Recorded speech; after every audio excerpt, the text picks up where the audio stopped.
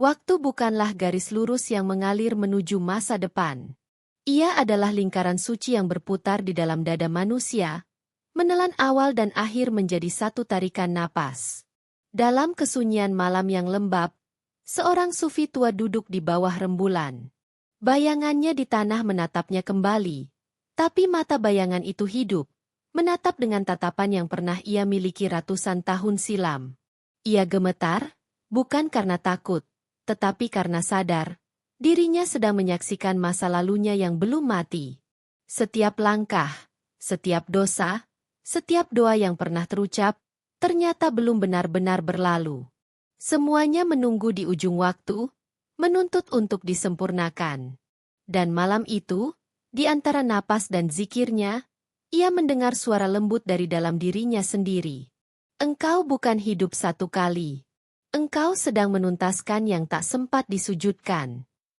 Di lembah purba yang terletak jauh dari peta manusia, ia berjalan sendirian. Tanahnya berkilau seperti kaca, memantulkan bayangan langit yang retak. Di tengah lembah itu, berdiri batu besar dengan ukiran namanya sendiri. Nama yang belum pernah ia ucapkan kepada siapapun. Batu itu terasa hangat, seolah baru disentuh oleh tangan hidup. Di permukaannya tertulis kalimat samar, "Waktu tidak menciptakanmu. Kaulah yang menciptakan waktu." Ia membacanya berulang-ulang, hingga huruf-huruf itu lenyap di sapu angin. Malamnya, ia bermimpi. Dalam mimpi itu, ia melihat seorang anak kecil dengan wajahnya sendiri, berdiri di tengah api yang berputar membentuk lingkaran. "Kau belum menutup waktu," kata anak itu. "Kau hanya berjalan di dalamnya." Ketika terbangun, ia merasakan tanah berdenyut. Langit bergelombang seperti air, dan bayangan di sekitarnya berputar melawan arah matahari. Setiap langkahnya memunculkan gema langkah yang lain, seperti suara dari kehidupan berbeda. Ia mulai mendengar bisikan, suara yang identik dengan suaranya sendiri, tapi penuh kesedihan yang asing. Suara itu berbicara tentang janji yang ia langgar, tentang seorang wanita di masa silam yang menunggunya di ujung waktu. Di ujung lembah, ia menemukan jam pasir setinggi tubuh manusia, separuhnya terpendam di tanah. Pasir waktu di dalamnya tidak jatuh ke bawah, melainkan naik ke atas. Dan di balik kaca jam itu, ia melihat dirinya sendiri, lebih tua, lebih letih, namun masih hidup.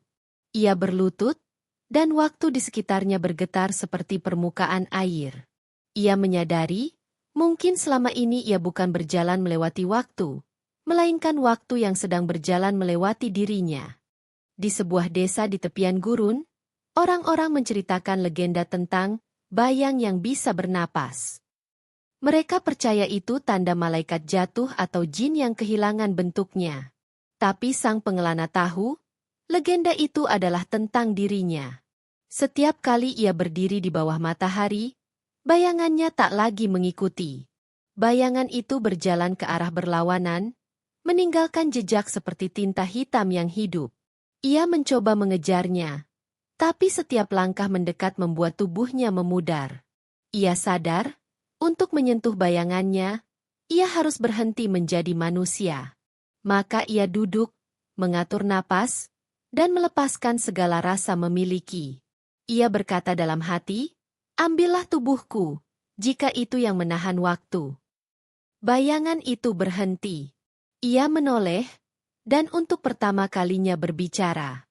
"Aku adalah semua keputusanmu yang tidak kau jalani. Aku hidup di dunia yang gagal kau tempuh." Air mata mengalir di wajah pengelana.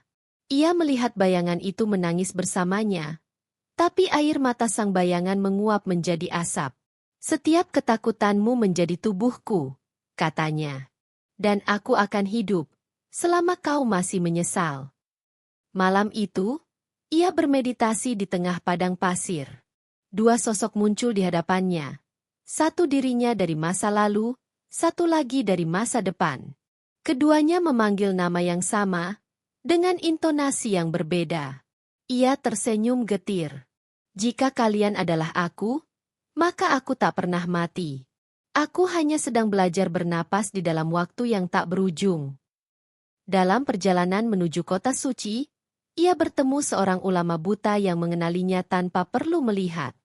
"Aku tahu langkahmu," kata ulama itu. "Langkah orang yang sudah berjalan di waktu terlalu lama."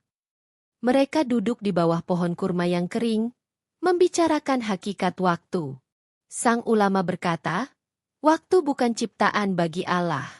Ia adalah makhluk yang mengintai manusia, mencatat setiap detik sujud dan lalai." Ia bertanya, "Lalu apa yang terjadi jika waktu menolak berhenti?" Ulama itu tersenyum samar. "Maka manusia pun berhenti mati." Di malam harinya, ia bermimpi lagi. Dalam mimpi itu, cahaya dari langit menurunkan hujan terbalik, turun dari tanah ke langit.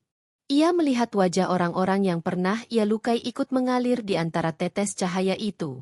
Ketika terbangun, bayangan tubuhnya telah berubah menjadi sosok anak kecil, sama seperti dalam mimpinya dulu. Ia tertegun, menyadari bahwa mungkin yang tumbuh bukan tubuh, melainkan kesadaran yang kembali ke asalnya. Suara dari dalam jiwanya berbisik, "Cahaya tidak selalu datang untuk menerangi. Kadang ia datang untuk menunjukkan betapa dalamnya gelap yang kau simpan." Ia menunduk, bersyukur sekaligus takut. Sebab ia tahu, pencerahan tidak selalu berarti bebas.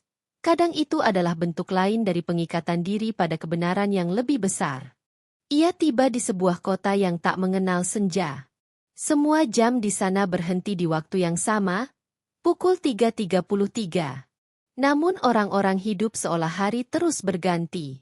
Setiap kali ia berbicara dengan seseorang, percakapan itu terasa pernah terjadi sebelumnya. Kata-kata mengulang dirinya, tawa menggema seperti gema tak berujung. Ia menyadari bahwa kota itu bukan tempat, melainkan cermin. Setiap orang di sana adalah versi dirinya dari masa yang berbeda. Ada yang muda dan sombong, ada yang tua dan menyesal, ada pula yang suci tapi sepi. Di tengah alun-alun kota, ia melihat anak kecil itu lagi, memegang jam pasir yang kini pecah seluruhnya.